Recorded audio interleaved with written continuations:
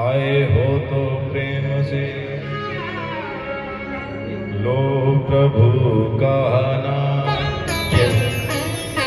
और इस सब भक्तों को मोहित की जय जय राधे श्याम। जय राधे श्याम, जय राधे श्याम, जय राधे श्याम। बोले आशीश्वर भगवान की जय हो, बोले शिव महापुराण की जय हो, बोले आज के आनंद की जय हो, आए भय सब भगतन की जय हो। नमः पार्वती पते हर हर महादेव।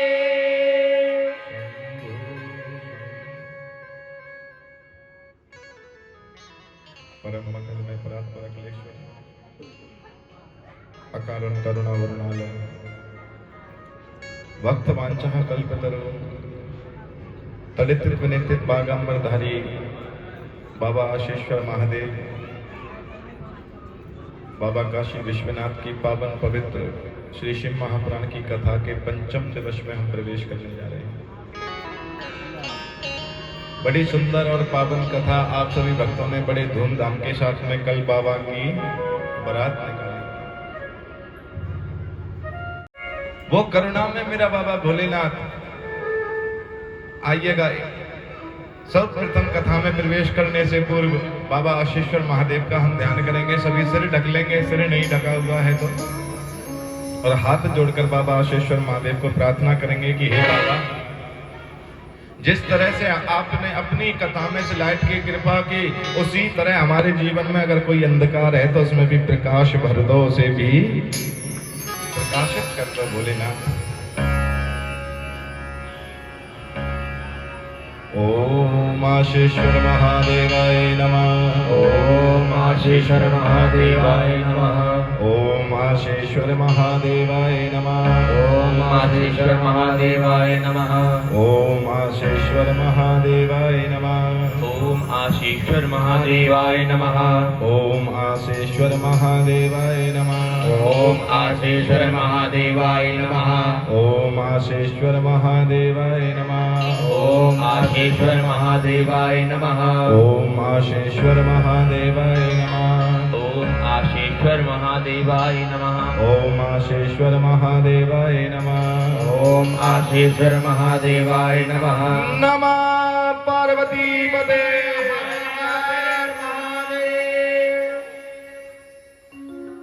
बोले आशीश्वर भगवान की, बोले शिव महापुराण की।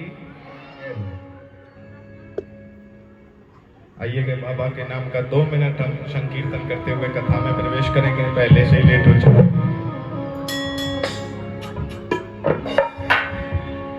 हे भोलेनाथ, मैं जगत के रंग क्या देखूं, मुझे तो तेरा दीदार। हे शंभो, हे करुणा में मेरे बाबा भोलेनाथ, क्यों भटकूं गैरों के दर पर, मुझे तो तेरा दरबार ही काफी है। आइएगा, बाबा भोलेनाथ को हाजिरी लगाते हुए हम कथा में प्रवेश करेंगे। जगत के रंग क्या देखूं, तेरा दीदार काफी है। जगत के रंग क्या देखूं, तेरा दीदार काफी है। जगत के रंग क्या देखूं, तेरा दीदार काफी है। जगत के रंग क्या देखूं,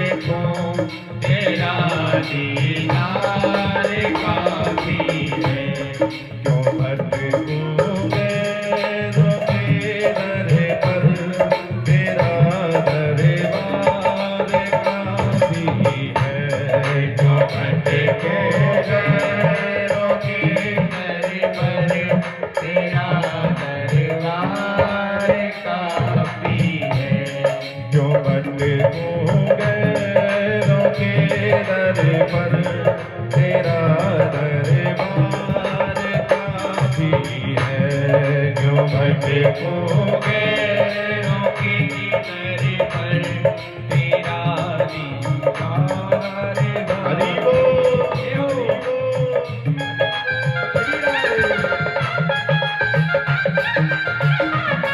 व्यासी महाराज की जय हो।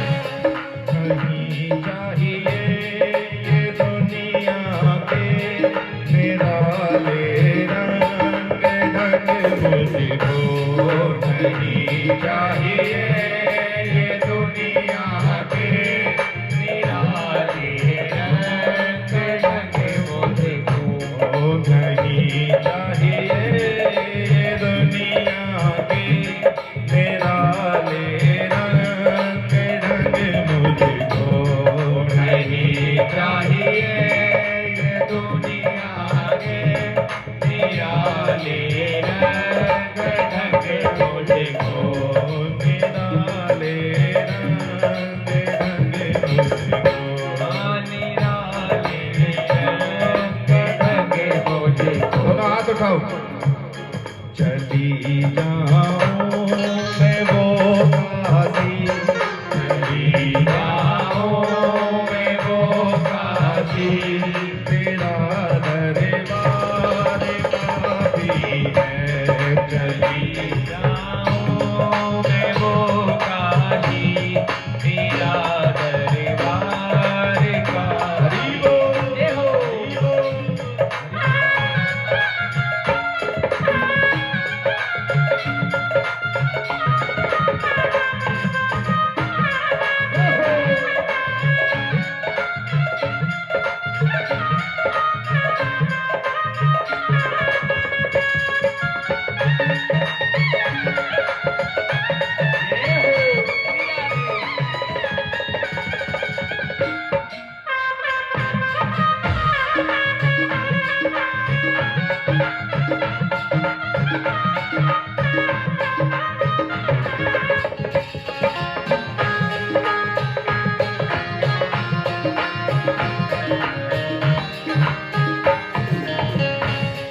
जगत के साजे बाजों से हुए हैं कान अब बहरे जगत के साजे बाजों से हुए हैं कान अब बहरे हुए हैं कान अब बहरे हुए हैं कान अब बहरे कहाँ जाके मिलो तुझसे कहाँ जाके मिलो तुझसे तेरा दरबार काफी है कहाँ जाके मिलो तुझसे तेरा दरबार काफी है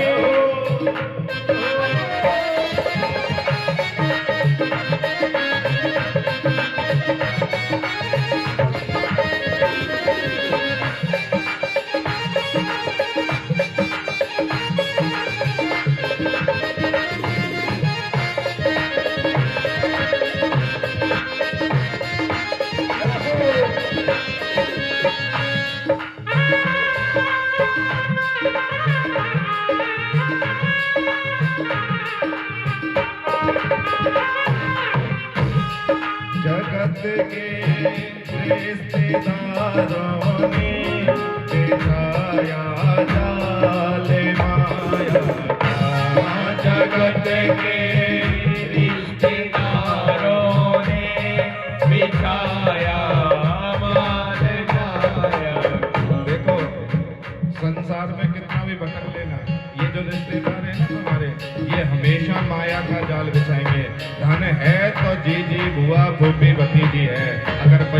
नहीं है तो कोई नहीं है। तो बाबा से क्या कह रहा है भगत?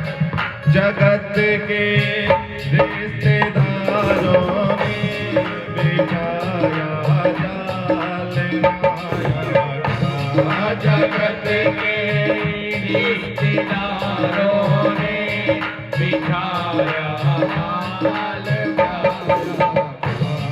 बिछाया जाल माया, बिठाया जाल माया।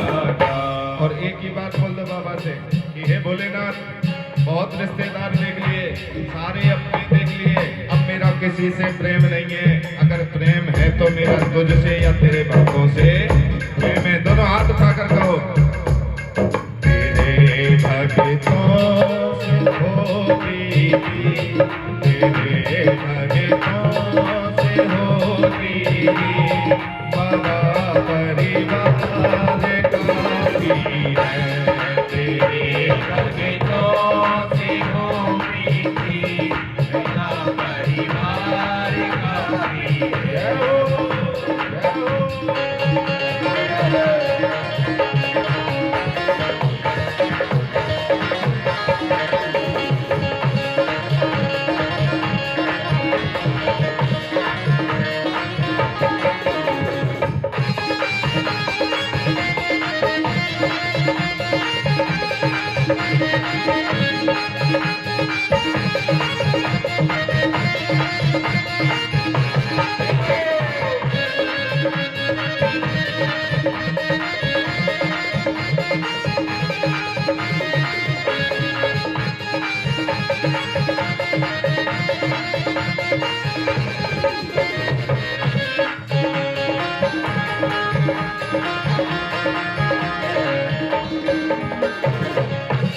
और बाबा को क्या कहना है? हे बाबा, ये रिश्तेदार देख लिए, ये साजबाज सब देख लिए, जगत के झूठी रौनक से ये आंखें भर गई मेरी, जगत की झूठी रौनकों से ये आंखें भरी गई मेरी, ये आंखें भर गई मेरी, ये आंखें भर गई मेरी।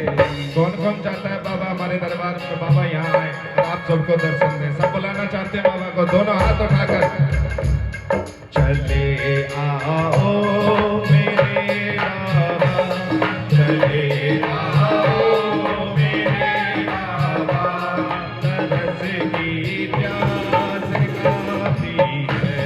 चले आओ मेरे बाबा, जगत की प्यास काफी है। जगत के रंग क्या देखूं, तेरा दीदार काफी है। जगत के रंग क्या देखूं, तेरा दीदार काफी है। जो मत को दर पर तेरा दरबार काफी है। जो मत को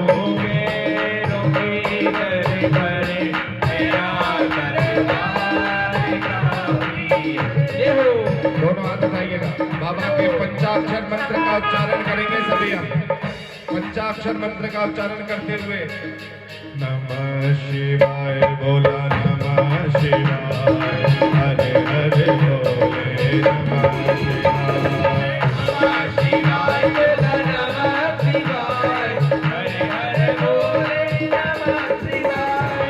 नमः शिवाय शंभो, नमः शिवाय, हरे हरे रंगी नमः शिवाय, नमः शिवाय बोले, नमः शिवाय, हरे हरे बोले नमः शिवाय। नमः शिवाय बोला, नमः शिवाय, नमः शिवाय बोला, नमः शिवाय, हरे हरे बोले नमः शिवाय, हरे हरे बोले नमः शिवाय, हरे हरे बोले नमः शिवाय, हरे हरे बोले नमः शिवाय, हरे हरे बोले नमः शिवाय। नमः पार्वती पते, हरे हरे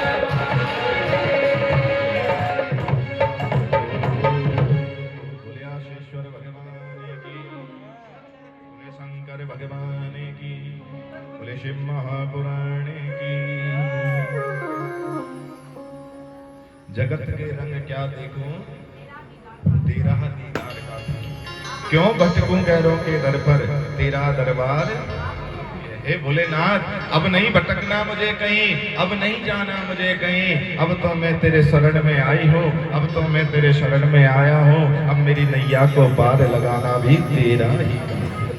अब नहीं जाना मुझे, बहुत भटक लिया, बहुत मैं जो है देख लिया, ना रिश्तेदार काम आए, ना कोई जगत की रौनक काम आई, ना जगत के साजबाज काम आए। अगर कोई अंत में काम आएगा तो मेरा शंभू, मेरा भोला, मेरा आशीश्वर महादेव काम आएगा। हे आशीश्वर महादेव, अब मुझे नहीं भटकना, अब तो मुझे तेरा दरबार चाहिए। चली जाऊं मैं वो काशी, हे बाबा ऐसी कृपा कर दो जिससे मैं तेरी नगरी में आ जाऊं।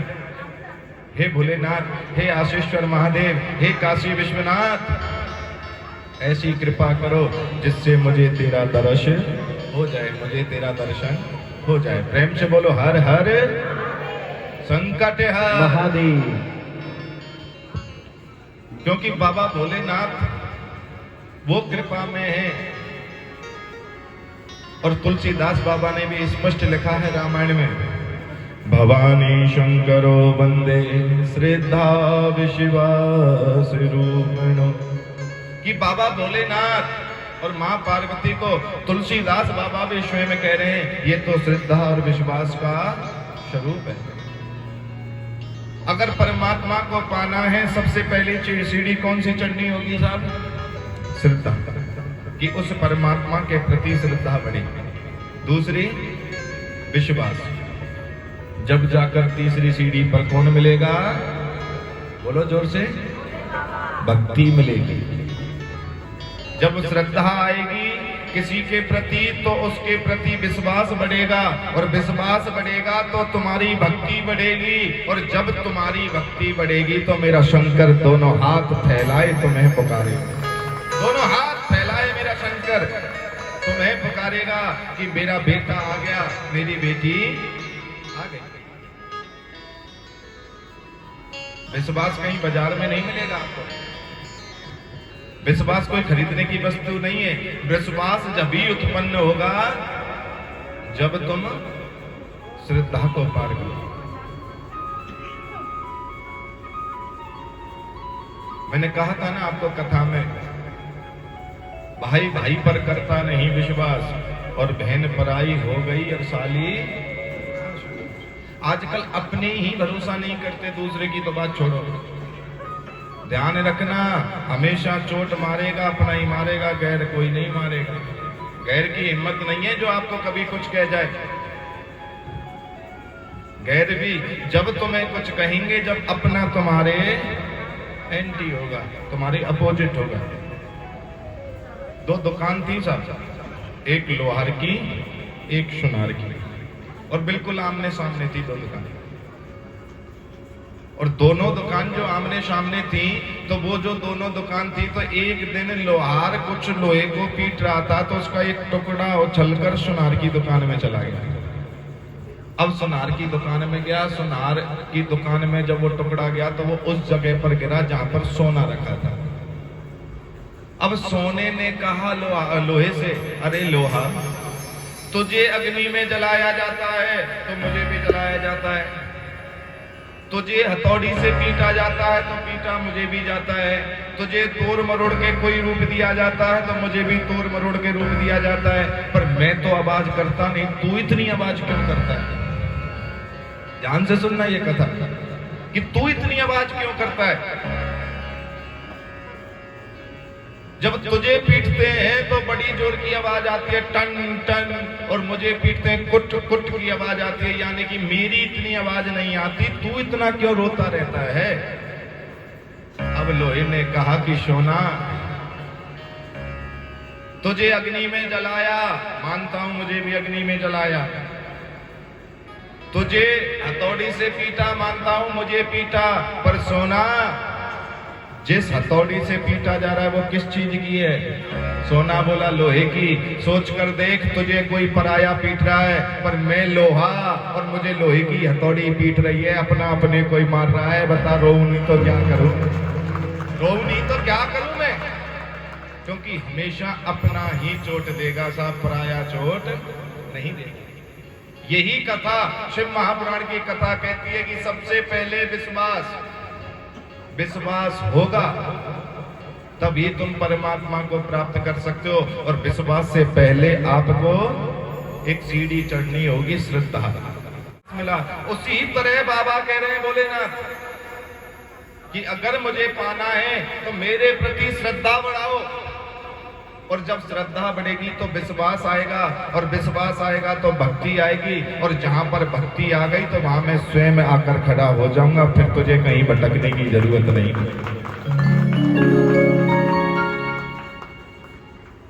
ये विश्वास कोई बाजार से खरीदने वाली वस्तु नहीं है, ये विश्वास तुम्हें अपने अंदर से ही निकालना होगा साहब। और वही विश्वास सबसे ज्यादा सास करती है बहू पर, करती है नहीं करती? और वो बहू क्या करती है? देखो मैया है तो हंस रही हैं, गुरुजी तो मैं क्या बताएं हमारी सास के बारे में। हाँ मत हंस मैया, मैं जान को तेरे तो है। बोलो हर हर। हाँ अब तुम चाहे जबरदस्ती वाला मुंह बना लो और चाहे तुम प्रेम वाला बना लो, इन नजरों से नहीं बच पाओगे साहब, ठीक है? तो मैंने कहा ना इस प्लास्टिक के कैमरे से बच जाओगे पर मेरे शंकर के कैमरे से नहीं बच पाओगे। कैसे भी बना लो, जो अंदर की आवाज है वो तो निकल कर आएगी ही आएगी, पर वो जब बाबा के दरबार में आएगी तो मैया चिंता मत कर, अच्छा मांगियो, अच्छा सोचियो, मेरा बाबा उसे भी पार लगाएगा, कभी खाली हाथ नहीं जाने देगा, उसे भी मेरा शंकर पार लगाएगा। तो अर्थात कहने का तात्पर्य क्या है? वो सास अपनी बहू पर इतना विश्वास करती है जिसकी कोई सीमा नहीं, और वही नई बहू आते ही अपना सारा सामान तिजोरी में रखती है और चाबी लगाकर संग ले जाती है। बताओ कौन सबसे बड़ा विश्वास हुआ? सास हुई या बहू हुई? बोलो, सास हुई ना। तो ये जो विश्वास है ये कहीं से खरीदा नहीं जा सकता, इस विश्वास को स्वयं उत्पन्न किया जाता है। और मैंने तो आपको हर बार कहा है, और बाबा तुलसीदास भी हर बार कहते हैं, कलयुग केवल नाम सुमेर सुमेर। तो इसीलिए मैं आप सबसे कहता हूं इस शंकर पर विश्वास बनाओ, इस शंकर के प्रति आस्था बनाओ। इस शंकर पर जब विश्वास होगा, इस शंकर पर तुम्हारी आस्था होगी तो मेरा शंकर तुमसे दूर नहीं होगा। प्रेम से बोलो हर हर संकट हर। क्योंकि विश्वास उस मीरा को था। अच्छा किस किस को विश्वास है आपको बाबा भोलेनाथ पर? कि अगर जो विश्वास आप मुझे यहाँ दिखा रहे हो जीवन में यही विश्वास रहा तो मैं दावा कर रहा हूँ 14 दिन जब होंगे उससे पहले मेरा शंकर तुम्हारे साथ दिखाई देगा, तुमसे दूर नहीं दिखाई देगा। मेरा ठाकुर तुम्हारे साथ में दिखाई देगा। ये तो वो करुणा में है मेरा बाबा भोलेनाथ। उस मीरा को देखो जो मीरा ये जानती थी इसमें जहर है, फिर भी ठाकुर का भोग लगाकर पी गई, उसे विश्वास था। और आपको दे दिया जाए ना ये कहकर ये जहर है पी लो, आप चाहे कितना भी बोल रहे हो छत से खुदवा देंगे, मजाल जो आप उसे पी भी जाओ। और पी भी गए तो पहले ये कहेंगे कि एम्बुलेंस के गेट पर होनी चाहिए। बोलो, क्योंकि तुम्हें भरोसा नहीं है मेरे शंकर पर, तुम्हें विश्वास नहीं है मेरे बाबा पर। और जहां विश्वास नहीं होता वहां शंकर नहीं होता। एक बार मीरा से राणा ने बोला कि मीरा तू क्यों जगह जगह नाचती कूदती फिरती रहती है? अगर तुझे भक्ति करनी है तो एक जगह बैठकर कर लेना, तू जगह जगह क्यों घूमती है? मीरा ने बड़ा सुंदर जवाब दिया राणा कि राणा घर में एक चाय की पत्ती का डब्बा होता है नहीं होता, उसमें चम्मच होती है, और वो चम्मच अगर चाय की पत्ती में डूब जाए तो उसे कैसे निकालते हैं आप सब? हैं जी, कैसे निकालते हैं? उछाल के निकालते हैं ना, हाथ तो नहीं डालते ज्यादा। मीरा बोली राणा अगर इस शंकर को यश कन्हैया को पाना है ना तो नाचना तो चलना ही पड़ेगा। जब मैं उछलूंगी तभी वो हाथ पकड़ेगा, नहीं तो नहीं पकड़ेगा। चाय की पत्ती में से चम्मच निकालने के लिए तुम्हें डब्बे को उछालना पड़ा, इस संसार से पार उतरने के लिए तुम्हें उछलना ही पड़ेगा, तभी मेरा बाबा बुलाएगा, नहीं तो उससे पहले नहीं बुलाएगा। ये है विश्वास। अरे कितने संत हजारों हजारों वर्ष तपस्या कर करके मर गए, उन्हें मेरा शंकर नहीं मिला, उन्हें मेरा ठाकुर नहीं मिला। और सोचो संत तुकाराम, संत रविदास, मीरा, कर्माबाई, अरे ऐसे ऐसे भगत जिन्हें पूजा करना भी नहीं आया, साहब मेरे ठाकुर को जिन्होंने दर्शन पा लिया, क्योंकि उनको भरोसा था कि मेरा शंकर एक ना एक दिन आएगा। उनको शंकर में, क्योंकि उनको कड़ कड़ में मेरा शंकर दिखता था।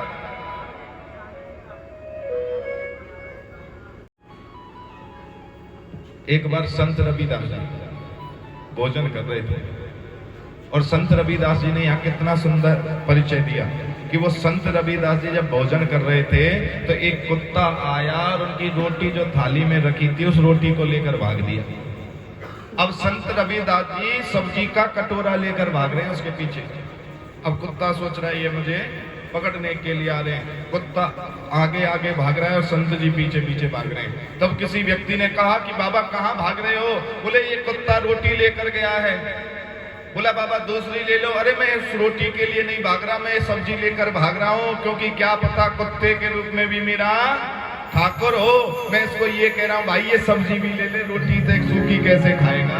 क्योंकि देखो वो संतों की कृपा, उनको कड़ कड़ में मेरा शंकर दिखाई दे रहा है। उनको कहाँ मेरा शंकर नहीं दिखाई दे रहा। हमें अपने ठाकुर पर ही भरोसा नहीं है, हमें अपने बाबा भोलेनाथ पर ही भरोसा नहीं है। अरे बाबा भोलेनाथ पर आप भरोसा नहीं करोगे ना, तब तक तुम्हें कोई फल प्राप्त नहीं होगा। अब तो एक ही बार कह दो बाबा भोलेनाथ को कि तारी धुन लागी बाबा, अब तारी धुन लागी, हर हर शंभू मुझे तेरी धुन लागी। अब तेरे अलावा मुझे कुछ नहीं चाहिए। पार्वती को तेरी धुन लागी तो पार्वती को मिला, गंगा को तेरी धुन लागी तो गंगा को तुम मिला। हे बाबा भोलेनाथ अब मुझे भी तुम्हारी धुन लग गई है, अब मुझे भी तुम दर्शन दे दो, मुझे भी तुम्हारी धुन लगी है। इसीलिए आप सबसे कहता हूं जीवन में विश्वास जरूर रखना चाहिए, और जहां विश्वास होगा वहां मेरा शंकर होगा, जहां विश्वास नहीं होगा वहां मेरा शंकर नहीं होगा। एक बार कोई मन चला व्यक्ति जंगल में जा रहा है, और जंगल में जाते जाते उसे लगी प्यास, वो एक कुएं के पास में पहुंच गया। अब उस कुएं के पास पहुंचा तो वो कुएं में झांक कर देख रहा, और उस कुएं में उसे एक व्यक्ति उल्टा लटका दिखाई दे रहा। क्या दिखाई दे रहा? उल्टा लटका। उसने आवाज लगाई, अरे भैया तुम इस कुएं में उल्टा क्यों लटक रहे हो? नीचे से आवाज आई कि भगवान शंकर को पाने के लिए इस कुएं में लटक रहा हूं। उसने पूछा कब से? मैं पिछले 15 वर्षों से रोज लटका हुआ हूं इस कुएं में। कितने दिनों से? 15 वर्षों से। उसने आवाज लगाई, क्या कुएं में उल्टा लटकने से शंकर मिलता है? वो बोला हाँ, मेरे गुरुदेव ने कहा था कुएं में उल्टा लटकने से शंकर मिलता है।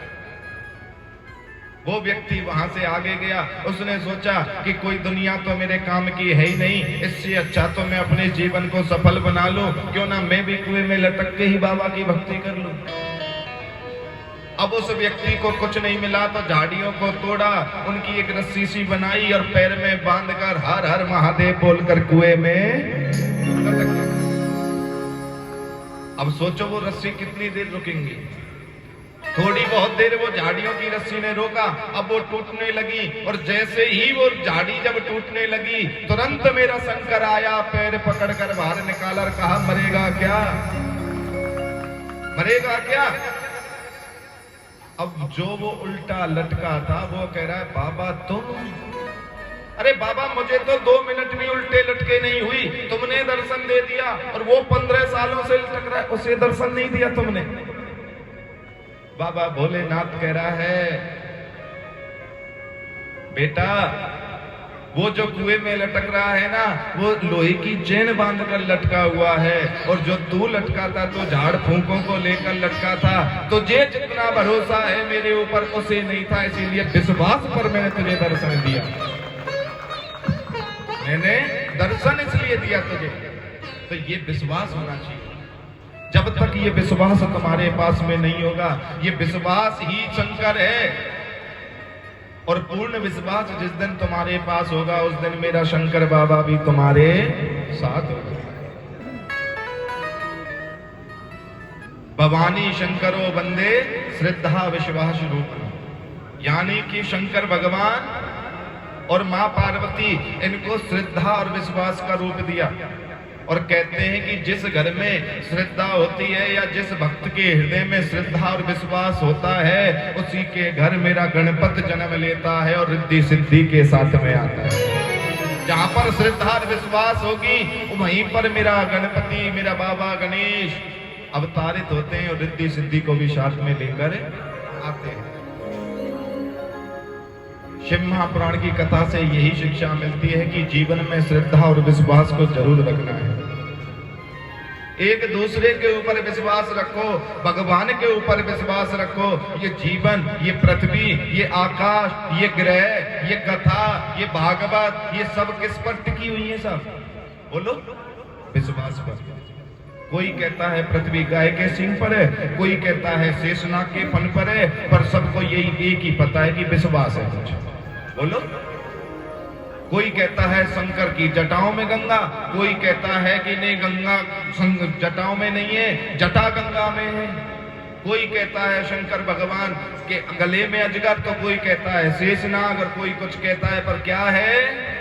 विश्वास है। ये दुनिया, ये संसार, ये सृष्टि, ये सब कुछ विश्वास पर टिका हुआ है। तुम एक दुकान भी खोलते हो तो विश्वास पर ही खोलते हो, चलेगी या नहीं चलेगी? बोलो। तो ये जीवन, ये सांसें भी तुम्हारी विश्वास पर चल रही हैं। मैया कब रुक जाए पता भी नहीं चलेगा। इस अवसर को मत गवाने दो, पार लगा लो अब की बार गंगा।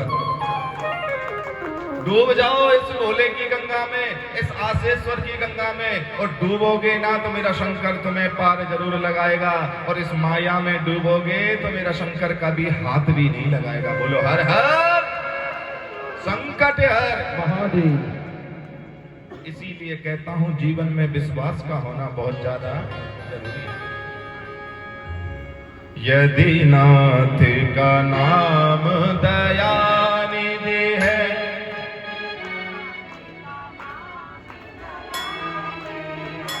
तो दया भी करेंगे कभी न कभी। यदि नाथ का नाम दयानिधि है, तो दया भी करेंगे कभी न कभी। दुख हारी हरि दुखिया जन के, दुख हस्त हरेंगे कभी न कभी। दुख हारी है दुखिया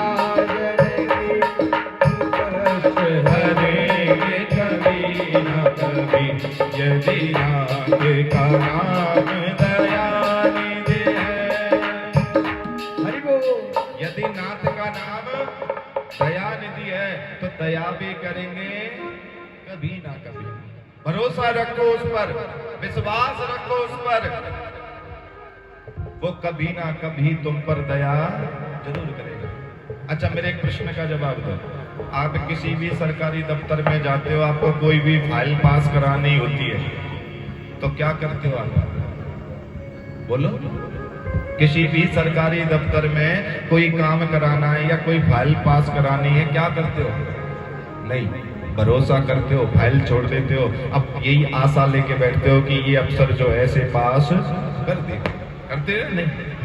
और जब वो आशा एक हाड़ मास के अवसर पर, हाड़ मास के शरीर पर कर रहे हो, जो स्वयं भू है, जो कड़ कड़ में वासी है, उस पर क्यों नहीं आशा कर रहे कि इसका नाम जपूंगी तो ये भी मुझे तार देगा? उसे विसारती जा रही है और देखो कहां फंसती जा रही है। अरे उस शंकर पर विश्वास करो ना। दुनिया के आगे कहीं फाइल लगाने की जरूरत नहीं पड़ेगी अगर तुम्हारी फाइल मेरे शंकर के दरबार में लग गई तो। बोलो। अरे दरबार में भोले बाबा के दुख दर्द मिटाए, दुनिया के सताए लोग यहाँ गोदी में बिठाए जाते हैं। ऐसा शंकर है ये। इसीलिए अपनी फाइल को और कहीं मत लगाओ, अपनी फाइल को लगा दो बाबा भोलेनाथ के। और सत्य बोलूं ना आपको, आप सब जब से जन्म लिया है और अब तक एक रॉन्ग नंबर ही लगाए जा रहे हैं सब। कौन सा रॉन्ग नंबर लगाए जा रहे हैं आप सब? और वो रॉन्ग नंबर ये लगाए जा रहे हैं, हमारे शास्त्रों में लिखा हुआ है जो ये पृथ्वी है ना, ये दुखालय है। क्या है ये दुख का घर है, यहाँ ये दुखालय है। और आप किसी मंत्रालय में जाकर कहो कि पुस्तक दे देगा? बोलो क्या मिलेगी वहां? किसी पुस्तकालय में जाकर कहो कि मंत्रा मिल जाएगी आपको? तो जब शास्त्र ये कह रहे हैं, पुराण ये कह रहे हैं कि ये दुखालय है, फिर काय को कहते हो सुख संपत्ति घर आवे, सुख संपत्ति घर आवे? बताओ रॉन्ग नंबर लग रहा है नहीं लग रहा? अरे सच्चा नंबर लगाना है तो लगाओ शंकर का, किसी के नंबर की जरूरत ही नहीं पड़ेगी, वो अपने आप तेरा बेड़ा पार लगा देगा, कहीं जाने की भी जरूरत नहीं पड़ेगी, किसी के आगे हाथ फैलाने की भी जरूरत नहीं है। अरे जो स्वयं शंकर तुम्हारी अंतिम यात्रा के स्वागत में खुद हाथ फैला कर खड़ा है कि मेरा बच्चा आ रहा है, मेरा बेटा मेरी बेटी आ रही है, तो बताओ ऐसा कोई परमात्मा मिलेगा? बताओ और कोई ऐसा देवता है जो हाथ फैलाकर तुम्हारा स्वागत करता हो कहीं? एक मेरा शंकर है जो हाथ फैलाकर तुम्हारा स्वागत कर रहा है। मत विसारो, अपनी पूरी धुन लगा दो, अपना पूरा मन लगा दो। तू है शंकर मेरा, मैं दीवानी तेरी, मेरी बिगड़ी बनाना तेरा काम है। छोड़ दी कश्ती तेरे नाम पर, अब किनारे भी लगाना तेरा काम। प्रेम से बोलो हर हर महादेव, संकट हर महादेव। इसीलिए बार बार आपसे प्रार्थना करता हूँ, आप कहीं किसी भी तरह भटकने की जरूरत नहीं है आपको। आप सिर्फ स्वयं बाबा भोलेनाथ के शरण में जाओ, आशीश्वर बाबा तुम्हारी बिगड़ी को जरूर बनाएगा। पर आजकल हम क्या कर रहे हैं? बाबा भोलेनाथ स्वयं कह रहे हैं, मोरे दास कहे नरदासा, करे हूं कहां विश्वासा। कि मोरे दास कहे नरदासा, करे हूं तो कहां कहूं विश्वासा। स्वयं बाबा शंकर कह रहे हैं, वैसे तो मेरे अपने माथे पे त्रिपुंड लगा लेंगे, पर आजकल भक्तों को विश्वास ही नहीं रहा। तुम्हें कोई कह दे, आज मान लो मैं यहाँ आया और मैं बार बार कह रहा हूँ आशीश्वर बाबा सब बेड़ा पार लगाएंगे। अब आज तक आपने अगर दुर्गा को भी पूजा होगा ना, तो पोटली में बांधी रखी दुर्गा, आशीश्वर बैठा दिया। बोलो यही हो रहा है ना? तुम्हें अब इसके बाद कोई ये कह दे तू यहाँ मत जा, देख फलाना हनुमान जी बहुत कुछ दे रहा है, अब आशीश्वर को भी पोटली में बांधा रखा, अब हनुमान जी की बन गई। फिर तुम्हें कोई कहेगा यहाँ मत जा, वो फलाना पीर बहुत कुछ दे रहा है, अब हनुमान जी भी पोटली में बांधा और पीर पर चली गई।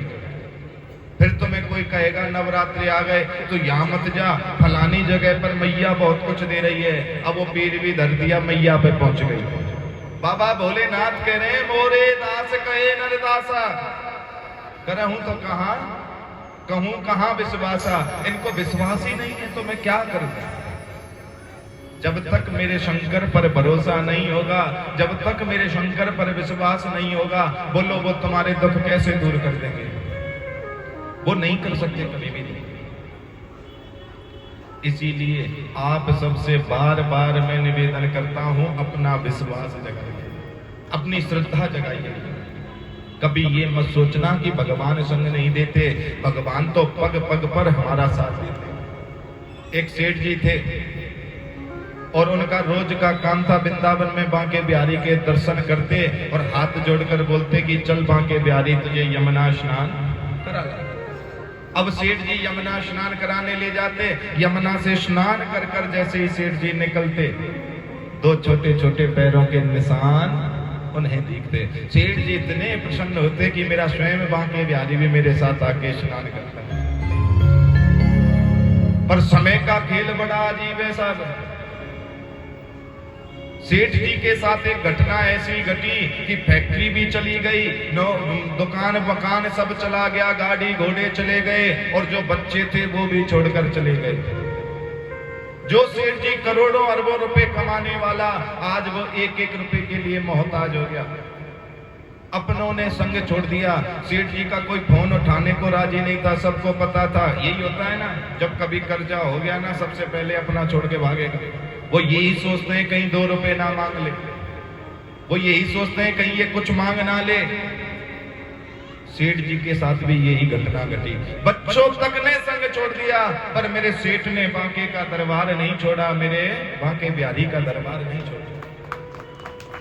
वो सेठ बांके बिहारी के दरबार में आया और आकर कहने लगा कि मेरे ठाकुर, दुनिया ने मुझे छोड़ा, अपनों ने मुझे छोड़ा, मेरी माया मुझे छोड़कर चली गई, मुझे कोई गम नहीं है, पर मुझे इतना भरोसा है कि मेरा बांके बिहारी मेरे साथ है, मेरी जिंदगी में कोई कमी। और वो सेठ बांके बिहारी को रोज की तरह कह रहा है कि प्रभु चलो, ये सब तो आना जाना लगा रहता है, यमुना स्नान करा कर। अब वो ही सेठ जब यमुना स्नान करके निकला, जो वो सेठ को वो 2 पैर दिखाई देते थे, मैया वो पैर नहीं दिखाई दिए। सेठ जोर जोर से रोने लगा, अरे निष्ठुर, अरे कपटी, मैंने तो सुना था तू गरीबों को, असहायों को तो सबसे पहले साथ देता है। आज मेरे पास धन दौलत नहीं रही, आज मेरे पास माया नहीं रही, तो परिवार, रिश्तेदार, बेटे बच्चों ने तो छोड़ा ही छोड़ा, तू भी मुझे छोड़ गया। वो रो रहा है, सेठ रुदन कर रहा है। सेठ जोर जोर से कन्हैया को आकाश की ओर देखते हुए कह रहा है कि अरे निष्ठुर, अरे कपटी, मुझे नहीं पता था ये इसका मतलब दुनिया सत्य कहती है, भगवान भी पैसे वालों का है, गरीबों का नहीं। इसका मतलब ये दुनिया सत्य बोलती है। सेठ जी की आंखों में आंसू और बांके बिहारी को निहारते हुए बोल रहा है, पर सेठ की भक्ति देखो साहब। सेठ ने कह दिया, अरे कन्हैया, संसार ने छोड़ा दुख नहीं हुआ, बच्चों ने छोड़ा दुख नहीं हुआ, पर तू भी मुझे छोड़ गया, अब ये दुख सहन नहीं हो रहा, पर मैं भी तेरा पक्का भगत हूं, मैं तुझे नहीं छोड़ूंगा। तू चाहे मेरा संग छोड़, मैं तुझे नहीं छोड़ूंगा। और वो सेठ रोज आता, रोज बोलता, पर उसे वो पैर नहीं दिखाई देते थे। सेठ की किस्मत जगी, भाग्य, प्रारब्ध बदला सेठ का।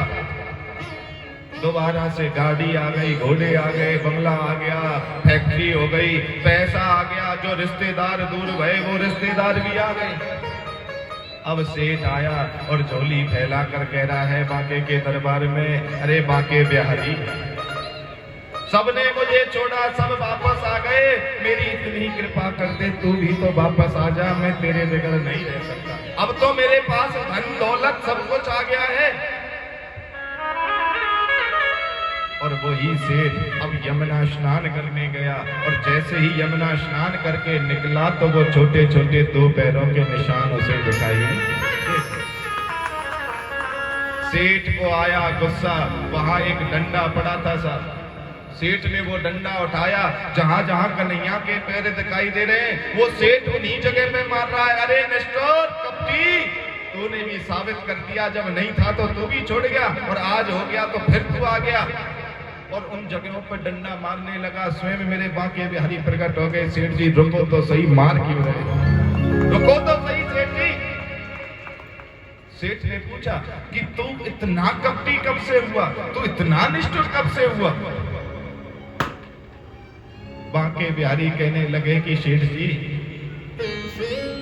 जब तेरे पास सब कुछ था ना तो मैं तेरे साथ चला करता था, ये मत सोचिए मैंने तुझे छोड़ दिया। जब तेरे पास सब कुछ था तो मैं तेरे साथ चला करता था, तुझे 2 पैरों के निशान दिखाई देते थे। अरे सेठ, जब तुझसे सब कुछ चला गया ना तो मैं तेरे पास नहीं, तुझे गोदी में लेकर चला करता था। वो तेरे निशान नहीं, वो मेरे ही होते थे। जिसके कोई सहारा नहीं होता उसका मेरा बाबा शंकर, मेरा बांके बिहारी सहारा। ये मत सोचना कि भगवान संग नहीं देता, भगवान कड़ कड़ में, भगवान पग पग पर, भगवान हर समय तुम्हारा संग देता है। पर आज तेरे पास सेठ दोबारा से सब कुछ आ गया तो मुझे भरोसा हो गया मेरा सेठ इस लायक बन गया। आज मैंने तू गोदी से छोड़ दिया और आज मैं तेरे साथ चलने लगा। सोचो कितनी करुणा है। तो कभी आप लोग भी ये मत सोचना कि भगवान साथ नहीं देता, भगवान हमेशा साथ देता है। जब तुम सामर्थ्यवान होते हो तो साथ खड़े होकर देता है, और जब तुम सामर्थ्यवान नहीं होते हो तो तुम्हारी लाठी बनकर देता है। पर मेरा बाबा तो साथ जरूर, मेरा शंकर हमेशा तुम्हें साथ देता है। इसीलिए आप सबसे मैं बार बार एक ही निवेदन करूंगा, जितना हो सके उतना जप करो, उतनी पाठ करो, उतनी पूजा करो। अब इस देह को, अब इस चित्त को संसार में ना भटका कर मेरे शंकर में लगा दो, तुम्हारा कल्याण अपने आप हो जाए। बाबा तुलसीदास किसका जप करा करते थे बताओ? बाबा तुलसीदास किसका भजन करते थे? राम जी का। और बाबा तुलसीदास ने जब रामायण की रचना की ना, और रामायण संपूर्ण जब रच दी, तब बाबा ने अंत में एक चौपाई को लिखा। कौन सी? कलयुग केवल, बोलो जोर से, कलयुग केवल। उन्होंने राम जी का नाम नहीं दिया, उन्होंने कहा कि कलयुग केवल नाम आधारा।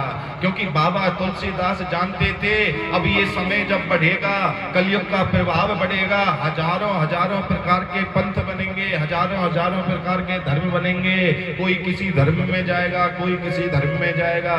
मेरे बाबा ने स्पष्ट कह दिया था, एक नाम है, उस नाम को लेते स्मरण करते जाओगे तो इस कलयुग से भी तुम तर जाओगे। अब चाहे राम का लो, चाहे तुम शंकर का लो, चाहे तुम कृष्ण का लो, चाहे तुम राधा का लो, चाहे हनुमान का लो, चाहे माँ दुर्गा का लो, पर नाम लो। नाम सिमरन जितना करोगे उतनी ही तुम तर जाओगे। इसका नाम का सिमरन करो, जितना ज्यादा नाम का सिमरन होगा उतना ही तुम्हें तार देगा। और हम तुम तो ऐसी विडंबना में फंसते जा रहे हैं जिसकी कोई सीमा नहीं। एक पर भरोसा नहीं रहा, 10 को पूजने की तैयारी है। अच्छा बताओ, किस किस के घर में मंदिर है? नीचे कर। अब उस मंदिर में मूर्ति कितनी कितनी है? राम जी, श्याम जी, राधा जी, गणेश जी, दुर्गा जी, कुबेर जी, लक्ष्मी जी, जन क्या क्या नहीं रख रखा है। इतने देवी देवता, और भोग लगावेगी तो वही 4 मिश्री के दाने। और फिर प्रेम से अर्जियों कहेगी, आओ भोग लगाओ मेरे प्रभु जी। भोग भगवान भी कहेगा, और लड़वा दे हमें आपस में, देवता 200 और मिश्री के दाने 4, और लड़ाई करवा दे हमारी। अरे जब सामर्थ्य तुम्हें भोजन कराने की नहीं है तो इतने देवताओं को रखने की जरूरत क्या है? बाबा शंकर की कथा कहती है कि दर दर पर, दरबार पर, जगह जगह पर मत्था टेकने की जरूरत नहीं है। एक को पूज ले, एक को मान ले, एक पर भरोसा रख ले, तेरी जिंदगी तो वैसी ही पार उतर जाएगी, तुझे कहीं भी मत्था टेकने की जरूरत नहीं पड़ेगी। एक को तो मान। और हम तुम क्या कर रहे हैं? हम तो ऐसा करते हैं साहब कि भगवान 200 और भोजन या प्रसाद में भी चनौरी मिश्री कोई 2 दाने 4 दाने, और फिर पूछेंगे भी ना उनको तो यूं और कहेंगे गुरुजी चींटी लग जाती है। यही बोलते हैं ना कि चींटी लग जाती है। और बड़े बुजुर्ग मैया आए तो अपने बच्चों को और कहती है जब चींटी लग गई, चिंता मत कर, ठाकुर जी आए वो भोजन कर रहे हैं। क्या नहीं। और आजकल तो पेश नहीं खावे मैयाओं की, और नहीं तो पहले तो वो अलवारियों में बेचारे ठाकुर जी होते थे, थोड़ी देर भोग लगाया और फिर वो किबार बंद कर दिया, मंजा लड़ता रही और खाता रही। अब वो किसके हिस्से में आए और किसके में ना आए बताओ? ऐसा ही होता है ना भाई, क्या है? जब ये कह रहा हूं श्रद्धा और विश्वास। हम अपनी मर्जी में आए तो भगवान को बदल दिया, अपनी मर्जी में आए तो गुरु को बदल दिया। अपनी मर्जी, हम अपनी मर्जी का प्रयोग करते हैं सब, अपनी बुद्धि का। जो जी करेगा उस भगवान को बदल देंगे, जब जी करेगा गुरु को बदल देंगे। अरे एक पर भरोसा तो टेक कर देखो। एक पर जब तक भरोसा नहीं होगा तब तक तुम्हारा कोई उद्धार नहीं होगा, किसी भी प्रकार से तुम्हारा उद्धार नहीं होगा। इसीलिए एक पर भरोसा ले लो। और कबीर बाबा ने तो स्वयं कहा है, चलती चाकी देख कर दिया कबीरा रो। क्या देख कर? देख कर। और दो पाटन के बीच में ये तो चलती चाकी पता है क्या है? ऊपर आकाश नीचे पृथ्वी, इसके बीच में कौन है? हम कौन है? हम दोनों के बीच में ना। वो कबीर दास जी यही कह रहे हैं कि चलती चाकी देख कर दिया कबीरा रोए, इन दो पाटन के बीच में साबत बचा। और कबीर दास जी का दामाद क्या कह रहा है कि चलती चाकी देख के दिया कमाल हंसाए, और जो रहा कील के भरोसे उसका बाल ना बाका हो पाए। बीच में कील होती है ना चाकी के, अगर कोई दाना कोई अनाज का या कोई दाल का या कोई चने का उस कील पर चिपक जाए, कुछ बिगड़ता है उसका?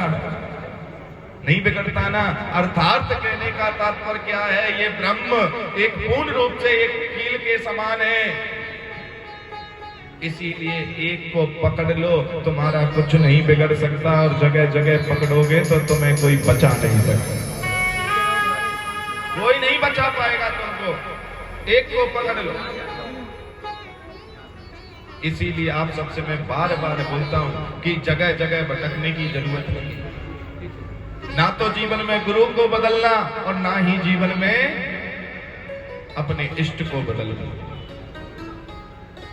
गुरु को बदलने से बहुत बड़ा पाप होता है साहब। और हम तो क्या करते हैं, हमारा मन किया उस गुरु जी को बना लिया, और मन किया उसे छोड़ दिया, दूसरे को बना लिया।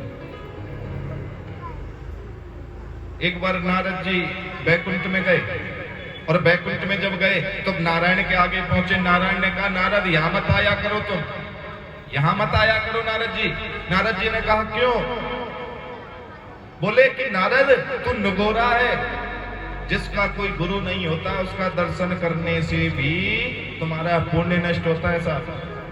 ग्रह खराब होते हैं जो जिसका गुरु नहीं हो, और तुम अगर उसका रोज दर्शन करोगे तो तुम्हारे ग्रह खराब होने शुरू हो जाएंगे, तुम्हारा पुण्य नष्ट होगा। तो भगवान खुद कह रहे हैं विष्णु नारद को कि नारद तू यहां मत आया कर, तू निगोरा है, तेरा कोई गुरु नहीं है, पहले तू गुरु बना, नहीं तो तेरे दर्शन से तो हमारे उल्टे लग जाएंगे। स्वयं भगवान नारायण कह रहे नारद जी को। नारद जी ने कहा, क्यों? मुझसे बड़ा कोई गुरु है क्या? मन नारद, जब तक जीवन में तुम गुरु नहीं बनाओगे तुम जो है मुक्ति नहीं पा पाओगे। हम पूजा पाठ करते हैं, सबसे पहली पूजा किसको जाती है बोलो? है जी, गुरु जी को। किसको जाती है? और वो गुरु जी उस पूजा को कहां भेजते हैं? तुम्हारे पितरों के पास। और पितर कहां भेजते हैं? भगवान के पास। तो जीवन में गुरु का होना बहुत जरूरी है नारद। नारद ने कहा कि मैं गुरु बनाऊं तो बनाऊं किसे? फिर नारद जी बोले, गुरु बनाना है तो पृथ्वी पर जा, और जो सबसे पहला इंसान दिख जाए उसे गुरु बना ले। अब तो नारद जी नीचे आए, और नीचे आते ही नारद जी को एक मछुआरा आता दिखाई दिया। और वो मछुआरा जब नारद जी को दिखाई दिया तो नारद जी सोच रहे, मैं मछुआरे को गुरु बनाऊंगा, ये क्या मुझे ज्ञान देगा, ये मुझे क्या शिक्षा देगा? नारद जी ऊपर आए, बोले, भगवान तुमने बोला नीचे जा, जो सबसे पहले दिख जाए उसे गुरु बना, वहां तो मछुआरा मिला मुझे, अब मछुआरा मुझे गुरु क्या मतलब क्या ज्ञान देगा, क्या गुरु मंत्र देगा? नारायण बोले कि तुझे अगर मछुआरा मिला है तो अब तू जा, उसी को ही गुरु बना। नारद जी नारायण के कहने से आए, मछुआरे को बोला कि प्रभु मैं तुम्हें गुरु बनाना चाहता हूं। मछुआरे ने कहा कि नारद,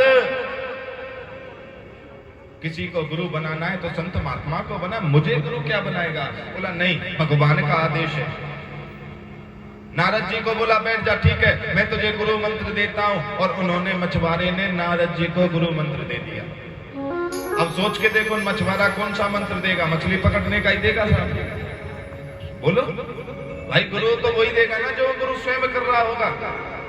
मछुआरे ने गुरु मंत्र दे दिया, नारद जी को बड़ा क्रोध आया और नारद जी बैकुंठ में आए और नारायण के आगे कहने लगे, प्रभु कहाँ भेज दिया, क्या करवा दिया, अब बताओ। वो गुरु बना दिया, उसने मंत्र भी ऐसा दिया है मैं बता नहीं सकता।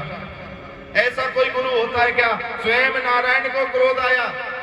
नारायण ने कहा कि नारद तूने अपने गुरु का अपमान किया है, और जो व्यक्ति जीवन में अपने गुरु का अपमान करता है उसे 84 लाख योनियां भोगनी पड़ती है। कितना भी यत्न कर ले उस पाप से वो मुक्त नहीं हो पाता है। नारद तूने अपने गुरु का अपमान किया, जा तुझे श्राप देता हूं, तू 84 लाख योनियां भोगेगा।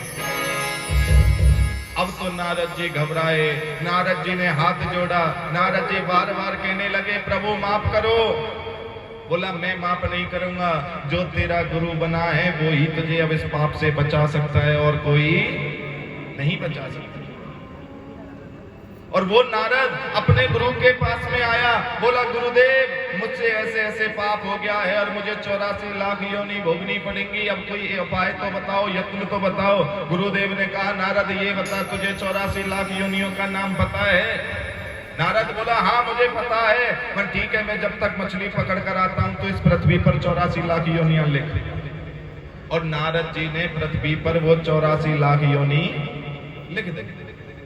अब नारद जी ने वो जब योनि लिखी, गुरुदेव उनके लौट कर आए, वो मछुआरा लौट कर आया, बोला नारद कपड़े उतार, और कपड़े उतार कर बोला नारद से कि जा इनमें लेट जा, इनमें लेट जा। और वो 84 लाख योनियों में घूमता घूमता नारद जी कलामंडी खाता खाता गया और बोला गुरुदेव नारद जा तू 84 लाख योनियों से भी मुक्त हो गया, अब तुझे 84 लाख में जाने की जरूरत है। ये है क्या नहीं कर सकता गुरु। ध्यान रखना जीवन में, गुरु जो करे उसे कभी मत करना, गुरु जो करे उसे कभी मत करना, और गुरु जो कहे उसे जीवन में कभी मत छोड़ना। अरे गुरु क्या करता है क्या नहीं करता है गुरु को जानना आसान नहीं। गुरुजी जो कह रहा है वो करो, गुरुजी जो कर रहा है वो कभी मत करना। तुम गुरुजी के बारे में जानकर करोगे क्या? गुरु का दिया हुआ मंत्र तुम्हारा गुरु है, गुरु का हाड़मास शरीर कभी गुरु नहीं होता है। बोलो भैया, गुरु का दिया हुआ मंत्र तुम्हारा गुरु है। जितनी चिंता गुरु जी की डिटेल निकालने में लगाते हो ना, उतनी चिंता उस गुरु मंत्र की करते तो जीवन तर जाएगा। उस हाड़मास के शरीर को मत खोजो, उसके दिए हुए मंत्र को जीवन में उतार लो, तुम्हारा बेड़ा पार हो जाएगा। ये है गुरु। एक बार एक गुरुजी और उनका शिष्य रास्ते में जा रहा, और रास्ते में जब जा रहा तो रास्ते में एक मछली पड़ी मिली। गुरुजी ने वो मछली उठाई और मुंह में डाल ली। अब तो जैसे अभी मैया करोगी ना आंखन ने ऐसे कि गुरुजी मछली भी खा लेंगे, ऐसे ही वो शिष्य वो सोच रहा है हाय राम राम राम, मैंने कैसा गुरु बना लिया, ये तो मांस भी खाता है, ऐसा गुरु। और जन क्या क्या कल्पना कर रहा है वो शिष्य। और जब वो थोड़ी देर आगे गया और वहां एक तालाब सा आया तो गुरुजी ने मुंह में हाथ डाला और वो मछली निकाल के तालाब में डाल दी। वो कह रहा है हाय मैंने तो गुरुजी की अपमान कर दिया। अरे गुरु क्या करे वो आज तक नहीं समझ पाओगे। गुरु की लीला जान जाते तो फिर तुम ही गुरु ना होते क्या? हो सकता है तुम्हारी निगाह में गलत हो, पर गुरु की निगाह में कुछ प्रेरणा हो। तो कभी ये मत सोचना कि गुरु जो कर रहा है वो मैं करूंगी, ये सोचना कि गुरु जो कह रहा है वो मैं करूंगी। कभी गुरु की राह पर चलने की चेष्टा मत करो। गुरु की राह पर तो पग पग पर कांटे हैं साहब। बोलो, गुरु की राह पर पग पग पर कांटे हैं, पर गुरु वो ही होता है जो शिष्य की राह पर फूल बिछाकर खुद कांटों पर चला जाता है, वो गुरु है। त्याग की मूर्ति है गुरु। और हम तुम देखो कहां अपना समय बर्बाद किए जा रहे हैं। इसलिए जीवन में हमेशा उतार लेना, गुरु जो करे उसे कभी मत करना, और गुरु जो कहे उसे कभी मत छोड़ना। नारद जी को यही प्रेरणा मिली कि नारद जीवन में गुरु का होना बहुत जरूरी है। जिसका गुरु नहीं होगा उसकी कोई भक्ति काम नहीं आएगी, और जिसका गुरु होगा उसका कभी कोई कुछ बिगाड़ नहीं पाएगा। जीवन में गुरु का होना बहुत जरूरी है। और गुरु भी आजकल हम जो गुरु बनाते हैं ना, उसमें भी बड़ी विडंबना है साहब। वेदों में, शिव महापुराण में और जो है भागवत कथा में भी हर जगह पर लिखा हुआ है, जगत का गुरु कौन? बोलो, जगत का गुरु कौन? ब्राह्मण। जगत का गुरु ब्राह्मण, और ब्राह्मण का गुरु सन्यासी, और सन्यासी का गुरु अविनाशी। हम तुम पता क्या करते हैं आजकल? शिव महापुराण में स्पष्ट लिखा हुआ है, अगर आप गृहस्थी हो तो आपको गृहस्थी ही गुरु बनाना चाहिए, सन्यासी गुरु नहीं बना सकते आप। हम तो 4 बंदूक वाले दिखे, 10, 20, 100, 200, हजारों की भीड़ दिखी, बड़ी बड़ी गाड़ी दिखी, और जय गुरुदेव और जय गुरुदेव, कर ले गुरुदेव, चले गए गुरुदेव। समझ गए? कभी भी दिखावे से गुरु मत बनाना, कभी भी किसी के चरित्र से गुरु मत बनाना। गुरु सिर्फ उसके तप से बनाना, और या फिर वेद पुराण के कहने से बनाना। गृहस्थी व्यक्ति को सन्यासी गुरु नहीं बनाना चाहिए कभी भी। इस जगत का गुरु ब्राह्मण, ब्राह्मण का गुरु सन्यासी होता है, और सन्यासी का गुरु मेरा बाबा भोलेनाथ वो अविनाशी होता है, कोई और नहीं होता। जीवन में सच्ची राह पानी है, जीवन में तुम्हें तरना है, तो शिव महापुराण की कथा से चलना चाहता, और ये पूर्ण सत्य है। हम तो किस किस के सन्यासी गुरु हैं बताओ, या सबके गृहस्थ वाले गुरु हैं? है जी, गृहस्थ वाले ना। गृहस्थ जीवन में, और देखो मैं तो सीधी सीधी बात बोलूंगा, ब्रज भाषा में कहते हैं, भैया जाको गृहस्थ जीवन होगो वही तुम्हें गृहस्थी में जीनो सिखावेगो। जो ही खुद सन्यासी होगो वो तुम्हें कहा बतावेगो परिवार में कैसे रह जाए। बोलो, सत्य है ना। इसलिए जीवन में हमेशा गृहस्थ व्यक्ति को गृहस्थी वाला ही गुरु बनाना चाहिए, और सन्यासी को सन्यासी वाला गुरु बनाना चाहिए। अर्थात तात्पर्य क्या है कहने का, उसमें भी बहुत तरीके हैं। गृहस्थी गुरु बनाने का क्यों कहा गया शिव महापुराण में? क्योंकि तुम्हारा गुरु गृहस्थी होगा तो तुम्हें कई रास्ते ऐसे मिलेंगे जहां पर करने से कोई पाप नहीं लगेगा, और तुम्हारा गुरु सन्यासी होगा तो तुम्हें भक्ति के इतने कठिन रास्ते देगा कि वो तुमसे पूरा नहीं होगा। सबसे पहला रीजन। इसलिए जीवन में हमेशा आप सन्यासी की जगह गृहस्थी गुरु बनाएंगे, और सन्यासी का गुरु तो मेरा स्वयं बाबा भोलेनाथ है, अविनाशी है। तो बिना गुरु के तुम्हारी पूजा पितरों तक नहीं जा सकती, और पितरों तक पूजा नहीं जाएगी तो पितृदोष आएगा। और जिसका गुरु नहीं होता है ना, मैं सत्य बोल रहा हूं, उसका सुबह सुबह दर्शन मत करना, नहीं तो पूरा दिन खराब हो जाएगा। पूछ लिया करो अपने आस पड़ोस, या कोई गेट खटखटाए और सुबह सुबह तुम जग कर आंखों को रिगड़ कर आए, पहले गेट खोलने से पहले पूछा कर, भाई तेरा गुरु है या नहीं? किसी बिगर गुरु के व्यक्ति का अगर आप दर्शन करोगे तो राहु भी खराब, शनि भी खराब, सूर्य भी खराब, चंद्रमा भी खराब।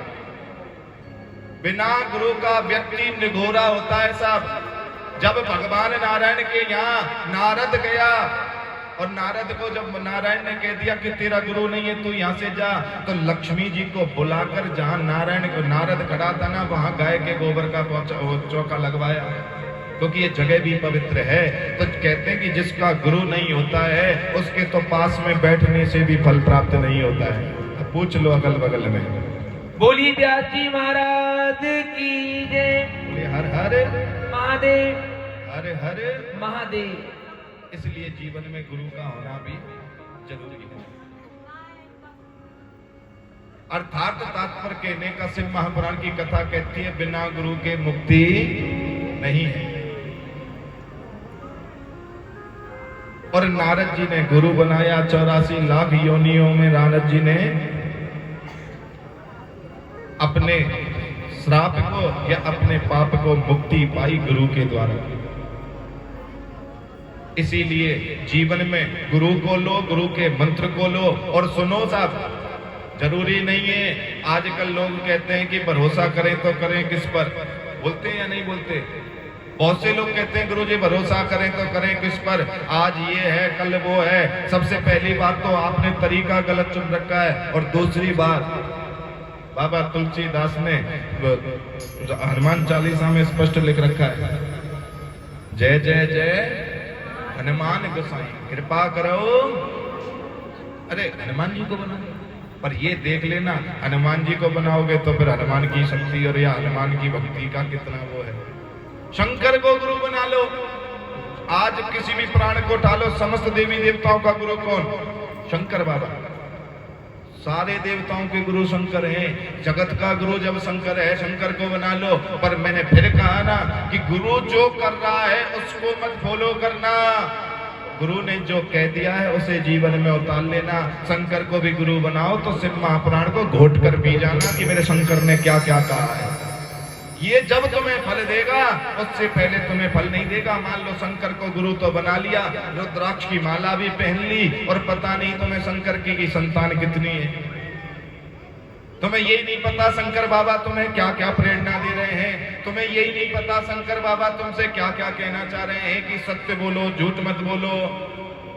और तुम घर पे जाते ही वही झूठ बोलना शुरू, वही असत्य बोलना शुरू। तो ऐसे कभी गुरु नहीं होता है। जिसको भी गुरु बनाओ उसके चरणों में श्रद्धा होना बहुत जरूरी। भवानी शंकरो बंदे श्रद्धा विश्वास रूपिणो। जो श्रद्धा और विश्वास है ये भगवान शंकर और पार्वती का रूप है, और वही श्रद्धा विश्वास ग्रस्त जीवन में होनी चाहिए। अच्छा बताओ, जो पति है वो दूध का रूप होता है, किसका? दूध का। पति दूध का रूप होता है, और पत्नी है जी किसका? चाय का। किसका रूप होती है पत्नी? है जी पानी का। पति दूध का रूप होता है, पत्नी पानी का रूप होती है। यानी कि दूध में पानी डालोगे तो पानी का रंग कैसा होगा? है जी दूध जैसा होगा ना। और अगर दूध को पानी में ही डालेंगे तो तब कैसा होगा पानी का रंग? यानी कि पति दूध है, पत्नी पानी है, दूसरे कुल की स्त्री आती है, तुम्हारे कुल की हो जाती है, तुम्हारी जैसी बन जाती है। इसलिए स्त्री पानी जैसी होती है और पति दूध जैसा होता है। अब सुनो ध्यान से, दूध हो गया और पानी हो गया, इन दोनों का मिलन हुआ, वहां से पति पत्नी हो गए।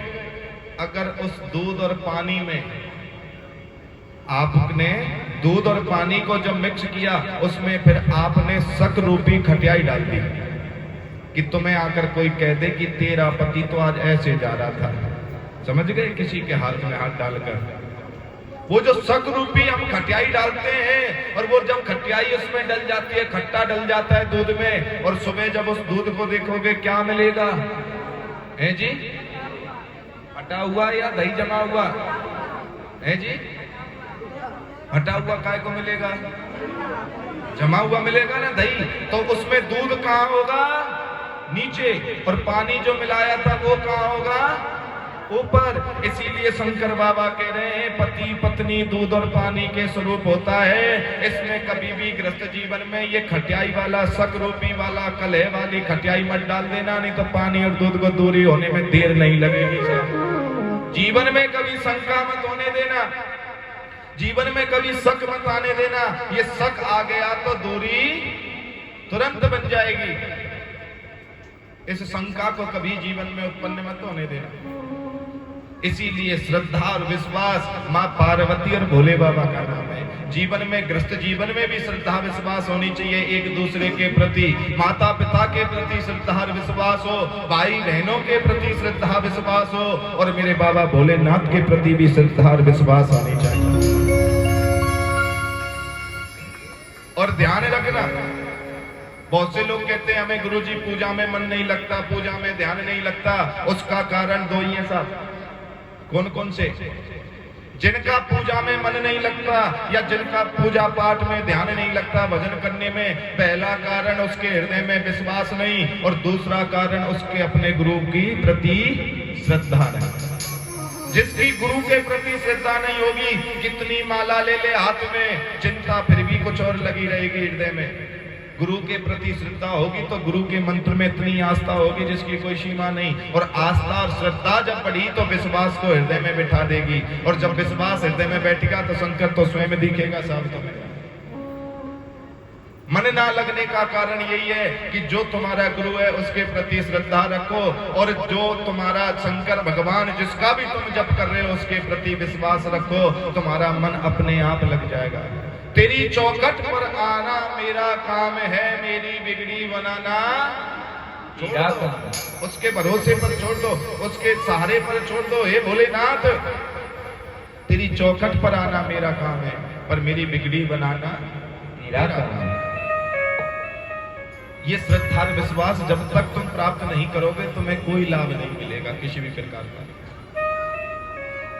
इसीलिए बाबा भोलेनाथ के भरोसे छोड़ो। अब देखो शास्त्र कहते हैं, पितृपक्ष का नाम सुना है आपने?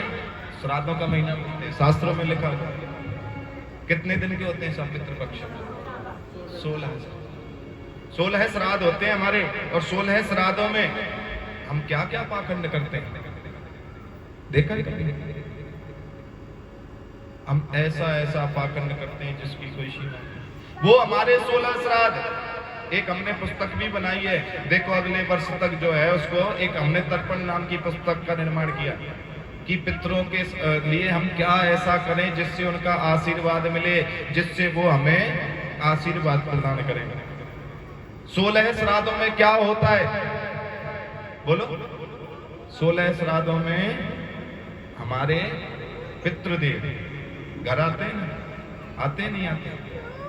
वो पितृदेव जो शास्त्रों में लिखा हुआ है कि पितृलोक के कितने द्वार हैं साहब? 4। कितने? पूरब, दक्षिण, पश्चिम और उत्तर। चारों द्वारों पे हमारे पितृदेवता बैठे हैं, और चारों द्वारों पर जो हमारे पितृदेवता बैठे हैं इनकी 4 ही बेटी हैं। पितरों की 4 बेटी हैं। कौन कौन सी? पीपरी, जो आपने भागवत कथा सुनी होगी ना, सुखदेव स्वामी राजा परीक्षित को कथा सुनाते हैं, उनकी पत्नी का नाम है, क्या नाम है? पीपरी। सुखदेव स्वामी के साथ में विवाह हुआ पीपरी का, और चारों द्वारों पर पितर जो बैठे 4 बेटियां हैं। पहली बेटी पीपरी, दूसरी धान्या, तीसरी मैना और चौथी कला। धान्या, मैना, कला, पीवरी। अब पीवरी का विवाह तो सुखदेव स्वामी के साथ में हो गया। अब वो जो 3 बेटी हैं वो कुंवारी हैं, और एक दिन वो तीनों बेटियां निकल कर जा रही थी। सनत कुमार कहीं बैठे थे और उनका पैर या उनका कपड़ा जो है उन ऋषियों में लग गया। उन ऋषियों में जब वो कपड़ा लगा, कपड़ा लगते ही ऋषियों को क्रोध आया। ऋषियों ने श्राप दे दिया कि जाओ तुम्हें पृथ्वी पर स्त्री का रूप मिलेगा, पृथ्वी पर कुछ समय भोगना पड़ेगा। इसीलिए आप सबसे भी निवेदन करता हूं मैं, पहले आओ बाद में आओ या पीछे आओ, इस तरह से बैठो कि किसी दूसरे में तुम्हारा पैर ना लगे, क्योंकि किसी दूसरे में पैर लगने से भी तुम्हारा तप नष्ट हो जाता है। और शास्त्र तो इतना कहते हैं किसी से टच होकर तुम बैठोगे ना, अभी दूर मत हो ना, कोई दिक्कत नहीं, चलेगा। बोलो हर हर महादेव, संकट हर महादेव। शास्त्र कहते हैं कि किसी से टच होकर भी तुम बैठोगे तो तुम्हारी कथा का सुना हुआ हिस्सा आधा उसको चला जाएगा। अब कौन फायदा उठाता है इसका? या तो सबसे पीछे बैठने वाला या सबसे आगे बैठने वाला जो किसी से टच ना हो रहा। इसलिए किसी के पास भी बैठो तो इतनी, पहले देखो शास्त्रों में होता था अपना आसन लाते थे, खुद बिछाते थे, बैठते थे ना आसनों पर। आजकल एक मैया ऊपर है, दूसरी यूं है, तीसरी कोई ऐसे बैठी है, सबका विचित्र लीला है। क्यों? इस तरह से जो पहले बैठा करते थे चौगनी मारकर या आसनों पर बैठा करते थे, और आजकल तो लड़ाई वो कुर्सी की ओर चल रही है साहब, कुर्सी की ओर लड़ाई है। कुर्सी ना दो तो मैया बैठती ही नहीं है। मानता हूं पैरों में समस्या है, नहीं बैठा जाता है, पर मैंने ऐसी ऐसी मैयाओं को भी, बाबूजियों को देखा जिनकी कोई समस्या नहीं है, पर नीचे बैठने में शर्म आएगी, ऊपर ही बैठेगा। सत्य है ये, कई कथाओं में हमने देखा है। मैंने बार बार कहा है, शंकर के आगे ये ढोंग नहीं चलता है, शंकर के आगे ये पाखंड नहीं चलता। अरे ये तो मेरा भोला बाबा है, ये तो करुणा में है। इसलिए उन 3 कन्याओं से, पितरों की 3 कन्याओं से संतों का अपराध हुआ। संतों ने श्राप दे दिया, और संतों ने जब श्राप दे दिया तो वो कन्याएं बड़ी परेशान हो गई। शिव महापुराण की कथा कहती है, कथा सुनो पर किसी को कष्ट मत दो। अब तुम बैठे हो, किसी में बार बार पैर लग रहा है, या निकलने वाला जो आ रहा है उसका पैर तुम में लग रहा है, या तुम्हारा पैर उसमें लग रहा है, कष्ट जा रहा है नहीं जा रहा है, कष्ट हो रहा है नहीं हो रहा, वो कथा का लाभ नहीं है। कथा का लाभ तो ये है कि तुम भी प्रसन्न रहो, और सामने वाला भी प्रसन्न रहे, और आने जाने वाला भी प्रसन्न रहे। शिव महापुराण की कथा कहती है, किसी को आपके द्वारा अगर कष्ट हुआ, क्योंकि शिव महापुराण की कथा में तो लिखा हुआ है, सर्वे भवन्तु सुखिनः सर्वे सन्तु निरामयाः। अरे सबको सुखी रखना हमारा काम है, सब सुखी रहे, ऐसी हमारी सोच है। और हम क्यों किसी को कष्ट दें, क्यों किसी को खामा खा के हम कुछ बोले। तो उन पीवरी जो पितरों की जो बेटी हैं, पीवरी, धान्या, कला, मैना, तो पीवरी का विवाह सुखदेव स्वामी के साथ में हो गया, पर उन 3 बेटियों से अपराध हो गया।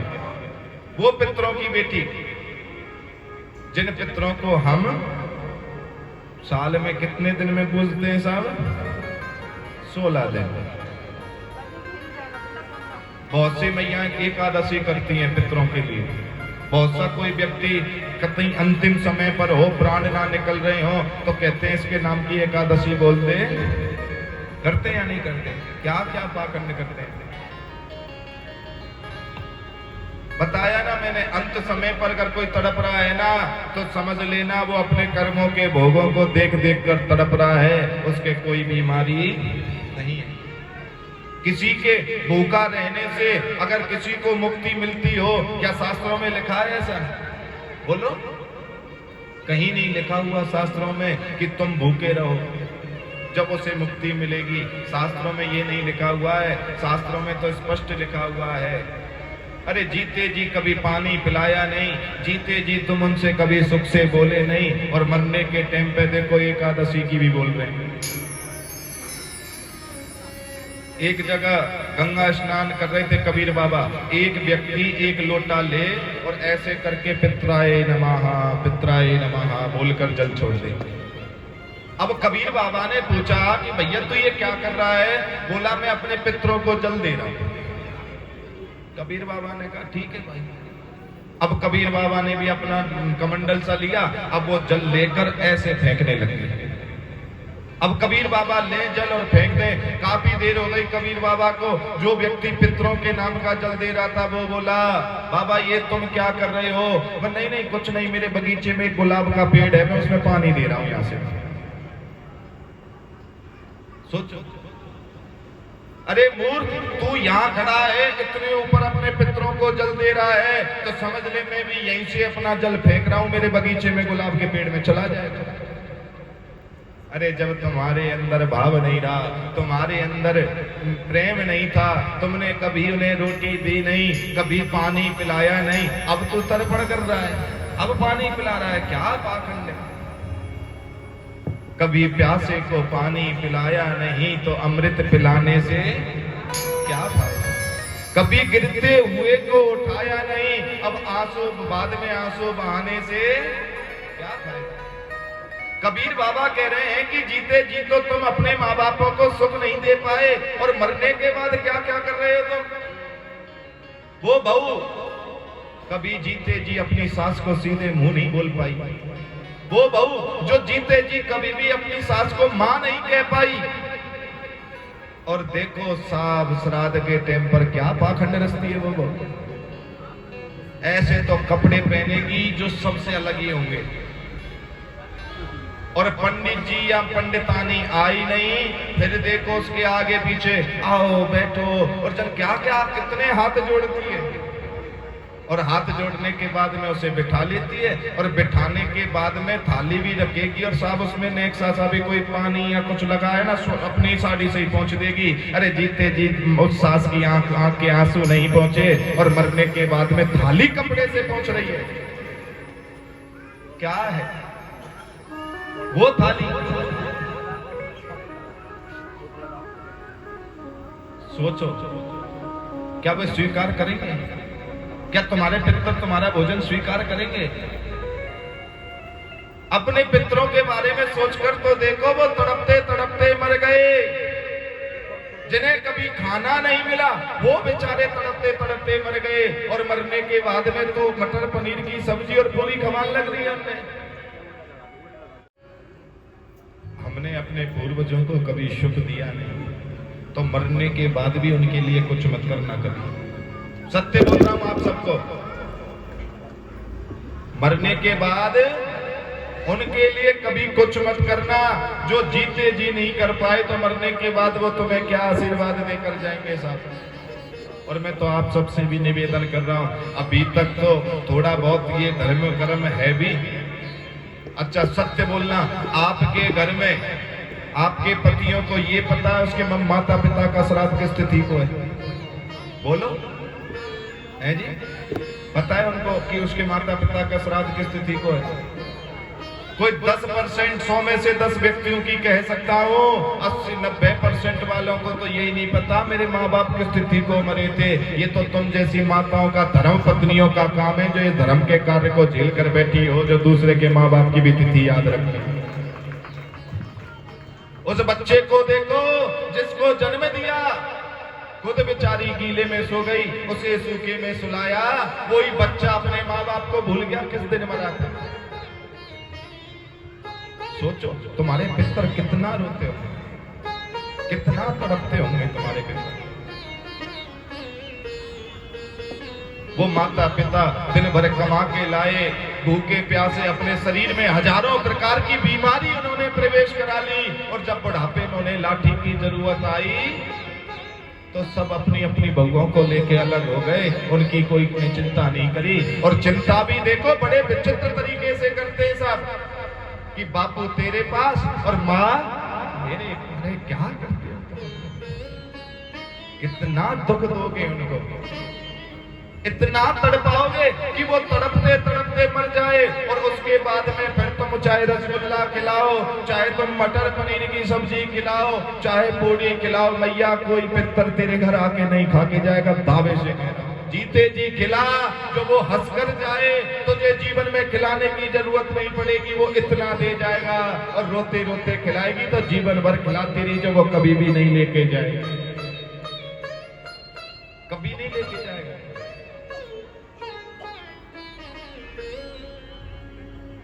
सत्य बोल रहा हूं आप सबसे, जीते जी सुख दोगे तो हमेशा सुखी रहोगे। मरने के बाद तो कितने भी पंडितों से पितृ गायत्री करा लो, कितने भी पंडितों से हवन करा लो, कितना भी यत्न करा लो, सत्य कह रही है शिव महापुराण की कथा, उससे तुम्हें कोई लाभ नहीं मिलेगा।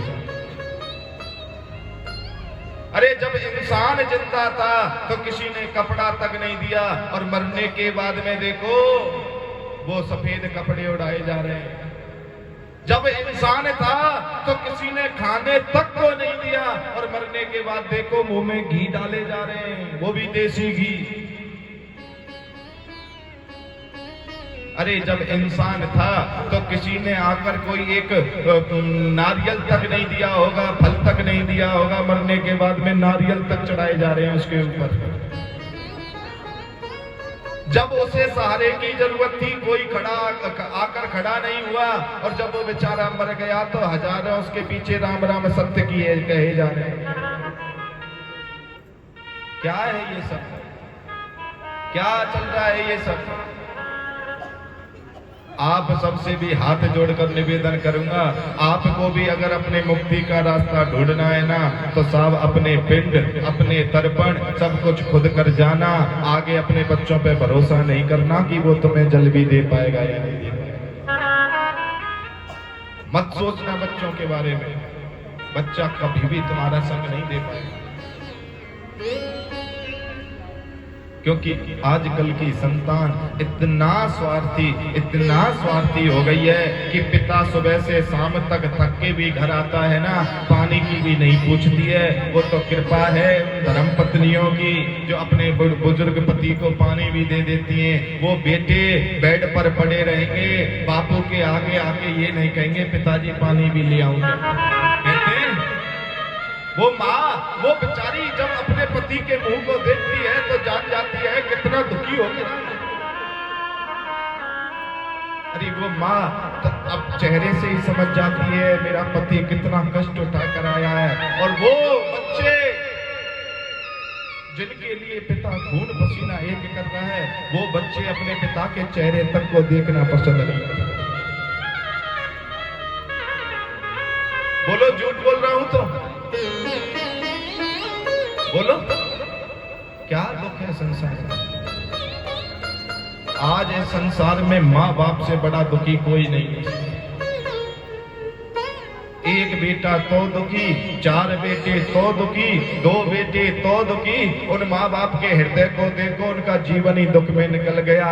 कभी तेरे लिए दुखी, कभी तेरी संतान के लिए दुखी, कभी तेरे मकान के लिए दुखी, कभी तेरे संसार के लिए दुखी। वो माँ बाप कितने बड़े त्याग की मूर्ति है।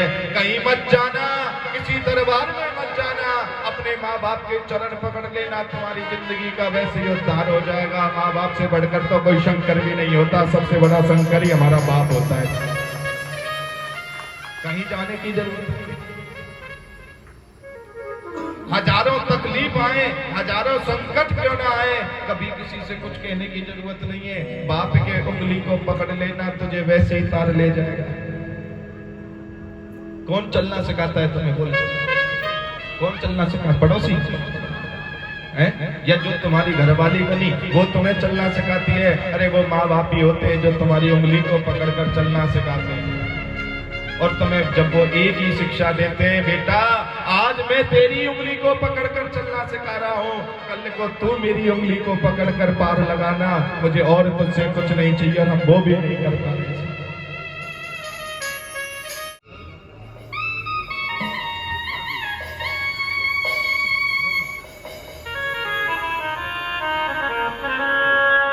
इस कथा से आज आप एक संकल्प जरूर ले लें। माँ बाप कैसे भी क्यों ना हो, कभी भी उनकी आत्माओं को मत समझो, कभी भी उनको दुख मत पहुंचाओ। बोलो हर हर संकट हर।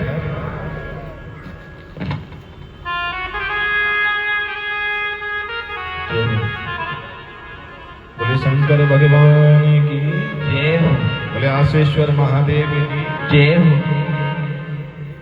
और इसी मध्य में मित्र मंडल जो समिति है, मैं उन सबसे निवेदन करूंगा। वो कह रहे हैं, बार बार मैसेज आ रहा है हमारे पास कि वो हमारा स्वागत करना चाहते हैं। एक बार उन पूरी मित्र मंडल मंडली के लिए जोरदार तालियां। और उसी के साथ मित्र मंडल मंडली तो नहीं देखिए, पर मित्र मंडल मंडली की सरदारनी जरूर देखिए। एक बार प्रेम भैया के लिए भी जोरदार तालियां। बोलो हर हर। राधे राधे, जय श्री राधे। मैं अपनी महिला मित्र मंडल की जितनी भी मेरी लेडीज हैं सबको आगे बुलाना चाहूंगी श्री महाराज जी का स्वागत करने के लिए। कृपया सब आगे आ जाए। देर नहीं लगाइए, इतना वक्त नहीं है, जल्दी आ जाइए निकल के।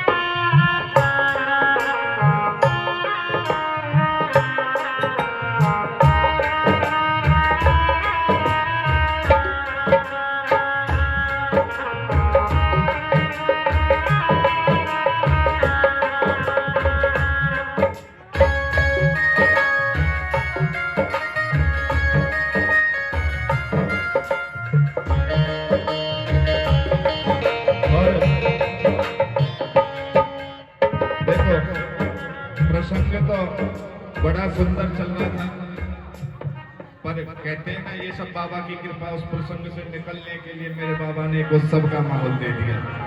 प्रसंग बड़ा सुंदर था। जब वो माँ बाप अपने बच्चे के प्रति सोचते हैं तो माँ बाप के हृदय में क्या होता है?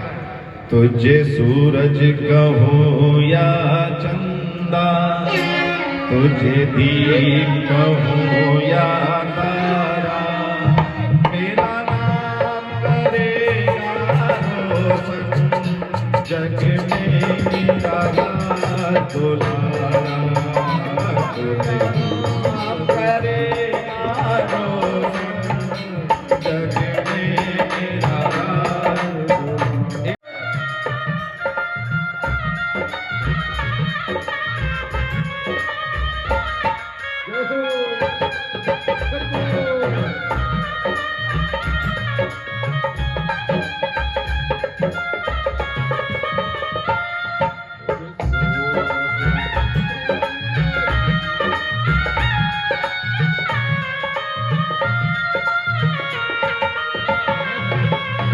देखो बाबा की बारात तो कल निकाली थी और दूल्हा आज बना रहे हैं।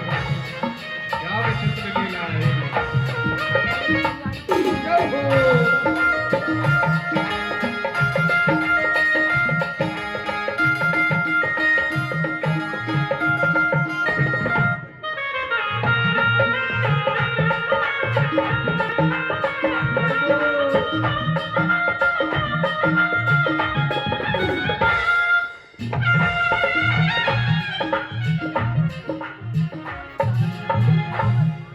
बोले शंकर भगवान की।